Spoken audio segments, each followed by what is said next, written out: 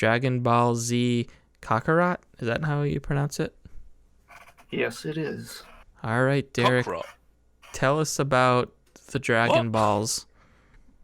All right. Well, this is a semi-open world action RPG based in the Dragon Ball Z series. It covers up to the Cell Saga as far as like what stories they're trying to tell.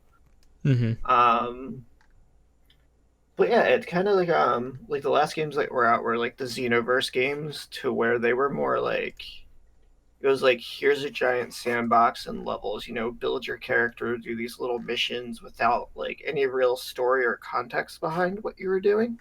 Mm-hmm.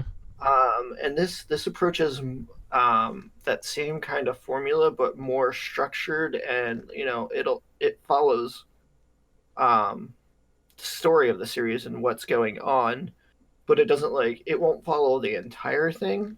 I think one thing that it's done good so far is you'll start off and it'll be like, oh, you're training or you're learning something new.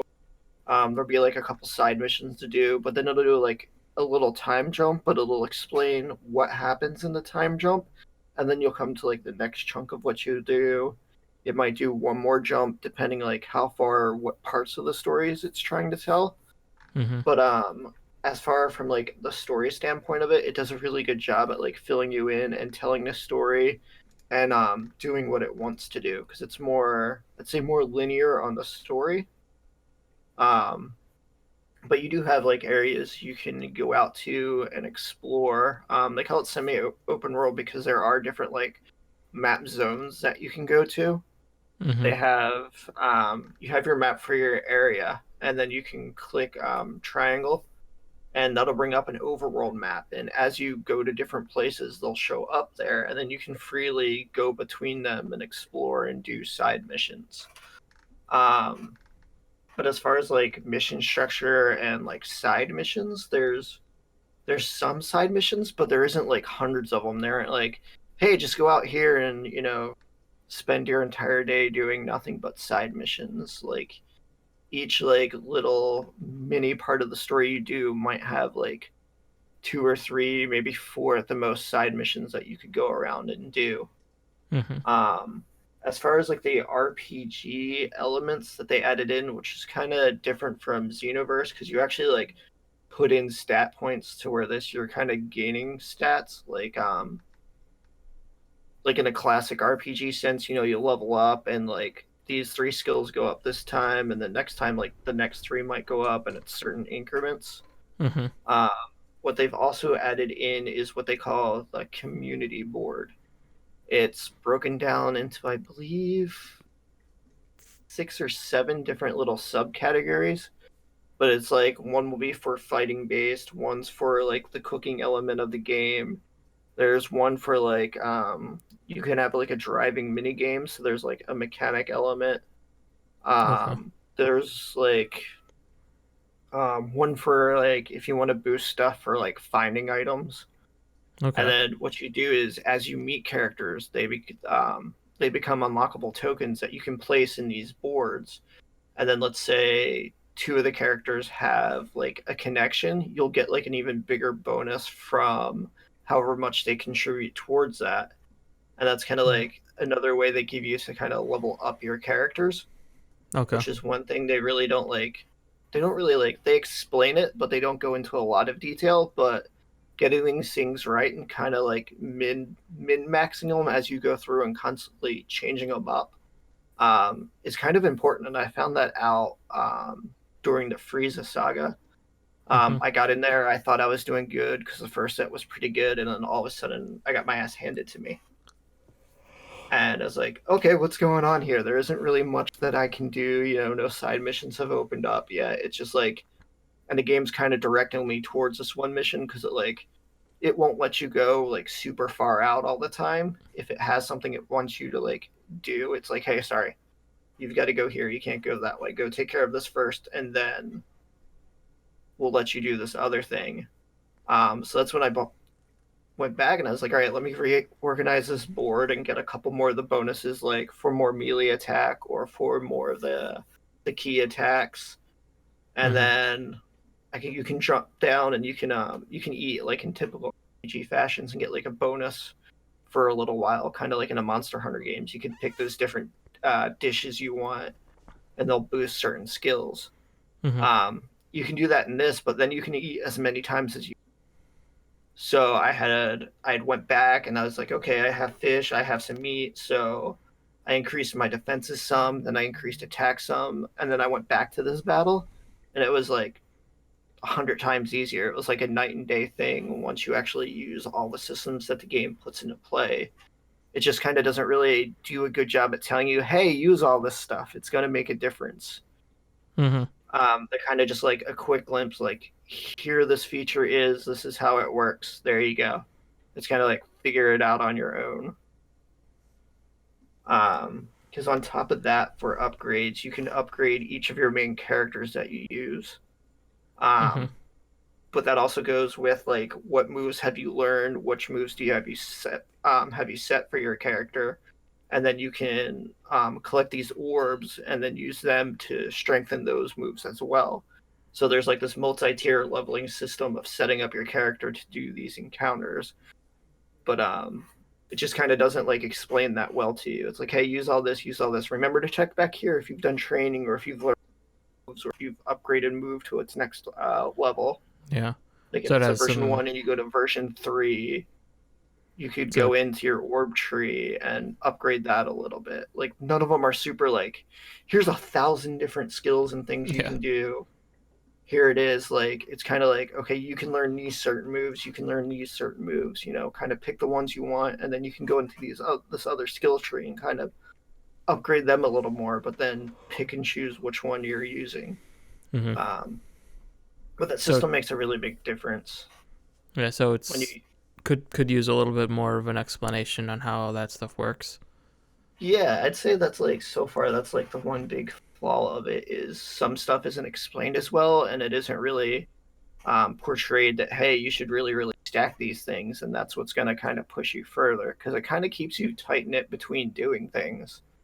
Mm-hmm. Um, there hasn't been many spots yet to where I've really just been able to go like explore freely everywhere as much as I want. Mm-hmm. So I was like, okay, let me push through the story some more, which it does a great job with telling the story. Each battle and encounter you do is a lot of fun. They'll have like their different moves. You'll use yours. You can if you use like one of the big beam attacks, like the Kamehameha wave or Gallic gun, if you're playing as Vegeta, because it'll kind of switch you around who you're playing as well. So you're not just like Goku this entire 40+ hour game. Mm-hmm. Um, you can both, if you both fire them off at the same time, you'll do a contested little battle thing, Mm-hmm. which is pretty good because the graphics are really great on this game. It's an upgrade from like what Xenoverse looked like, which wasn't bad, but this just kind of fine tuned it and gave it that polish that I think the series deserves. Because those Mm-hmm. were pretty good games as well, and this is kind of like I like the step in direction as like, yeah, we know all these stories, we've got them 100 times before, but this is a little bit fresh and kind of like a new take on how they tell. Okay. Um, and within the game too, we also got a character that was designed by Akira Toriyama, who is the creator of Dragon Ball. Mm-hmm. It's not in there main plot wise. I think the character's name is Boy Banyu. Sorry, I was reading that backwards. It's Banyo. Banyo. Okay. Banyu, which is a part of the Ginyu Force. But she appears as part of like some training missions that you get later on. Mm-hmm. Um, and another thing with like he designed this that, but also like the side and like mini missions and stories they do Mm-hmm. aren't just all like fetch quests. They might tell like little mini stories too as you're doing this. But all this lore expansion, they have worked closely with Toriyama to keep it as close to canon as possible with like expanding on what he said. Hey, yeah, this could fit or this can't, or if you try to go too far with something, it's kind of going to break what that storyline is. Mm-hmm. So it's been fun to actually go through and like look for these extra little side stories and stuff and see how they're told and what they expand on the lore that we already know from the Dragon Ball series. Okay. Yeah, so for uh for a Dragon Ball fan, it definitely nails everything it needs to it's going for.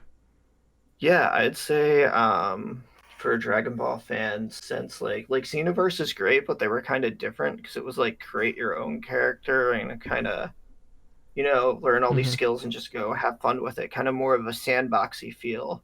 Yeah. Where this is more structured and telling those stories that we know and letting us play through those stories. Mhm. Um, and the fighting and battles are great. It's definitely it's not like Dragon Ball Fighter Z where it's that like immense, crazy, like super detailed fighting, but it's enough to keep the style of game going. What kind of What sort of combat is it? format Is of like fighting is that? Oh, yeah. there you go. Yeah. What was Is that that? the same Sorry. thing? Is it what kind of fighting is it? Is it like real time? Is it turn based? Does it just No, it's happen? yeah, it's real time. What'll happen is if you're not like in a mission coming up, like if you're on a mission, Yeah. whoever you're gonna fight, it's gonna be like a red beam, so you can kind of tell like where you need to go. Mhm. If you don't want to like look at the map all the time, you'll kind of like come up, and then once you fly onto them, it'll kind of like bring your character in, and then it'll if there's a cutscene to it, it'll do the cutscene or the little interaction, and then the fight will start. Sometimes when you're just out free roaming, you'll just have enemies show up, or if you're like there's like these towers you can go and destroy. Mhm. Like when you knock one of them down, it'll spawn out a couple enemies and they'll kind of come up and pop right there. Like it's not, I wouldn't call it like seamless. Like there's a slight delay, so there's gonna be combat happening. Mhm. Um, it's kind of weird how to exactly explain it because it's kind of like It, you're being pulled into. If that makes sense. Okay. is it presented like a tournament fighter, like Street Fighter, or is it more like a brawler, like a Yakuza? Um, I'd say If it's you get more what I like mean. yeah, it's more like a brawler. Like I said, like the combat style would like highly represent what um Xenoverse portrays, just not um your characters are a little bit more limited in like the abilities they have versus like the Xenoverse series. But that sort of same Okay. like style of fighting and gameplay for that part is still there. My question is, would this be at all interesting to somebody who doesn't care about Dragon Ball? No, No. I I don't think if you have like no interest at all in it, I Mhm. don't think it would. But on like the other side of that, if you're somebody that hasn't like seen Dragon Ball or doesn't know it that well, you just kind of like it or want to see what it's about, Mhm. this would be the perfect game to grab for that.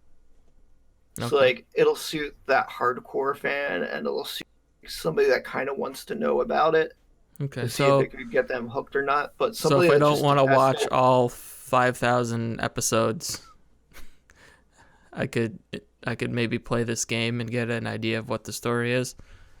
Yeah, because like I said, that's one of the best things it does is like how it tells the story and how it kind of like in the middle, if there's like a gap, it'll tell you, this is what's going on during this gap. Maybe it was a couple-week gap or training went on during this. We don't want to show you all of training. Let's get to the next spot. It pulls that off and handles that very well. Mhm. All right. Cool. Um. Yeah, I watched some gameplay of it, and I think what I took away for most of it was flying through orbs. Yeah, there's definitely a lot of collection, and Yeah. like it's weird too because I'm trying to figure out like what each color is used for because so far I've only used like the blue ones, Mhm. but I have like I think there's like four different color ones you can collect. Mhm. I have at like 6,000 of each of them, but my only upgrade has been using the blue ones. Mhm. Um, so it was one thing I was kind of trying to look in on the side, like, all right, what exactly are these for? So it looks like that's super palette, but Yeah. Again, it not looks. everything's unlocked. So maybe different like categories of move is what each one's used for. Yeah. So I guess another point where it could maybe use a little bit better explanation for the player. Yeah, like I said, Uh, that'd probably be like the one, like the major downfall of it is like how well it explains the systems that are in play within the game. Because like I said, there's a bunch of them in there, and they kind of layer with each other. And when you know how they work, it all works very well together and makes a huge difference in the game. To where if you're not grasping it or not, getting it, it makes stuff pretty rough. Because I was getting frustrated. I was like, man, I just beat like this whole saga, had no problems. I'm at the next part, and now I'm just getting totally destroyed. Like a couple hits, what's going on? mm-hmm. Hmm. Yeah. All right. Cool. So if you like orbs, if you're a Crackdown fan and you want to collect, if you want another game to collect orbs, maybe check out Dragon Ball Z Kakarot. Is this on? What is this on? It's actually on. It's on PC, PlayStation 4, and Xbox One. Okay, so the trifecta, and again, no Switch. Yeah, or Switch. Maybe it'll come out on Switch in like 2 years or something. That's usually how Probably. those things go. With half the textures. Yeah. All right, cool. So, yeah, it seems like a layup for Dragon Ball Z fans, and maybe if you're a little bit interested in it, you might want to check it out. Thank you for joining us in this very special episode of Voxel Viewpoint. If you'd like to hear or see more, please consider subscribing to us on your favorite podcast app, subscribing to us on YouTube, or visiting voxelvoice.com, where all of our great content comes together in one place. Also check out the Voxel Voice Facebook group, where you can join in on the discussion with a great, like-minded community.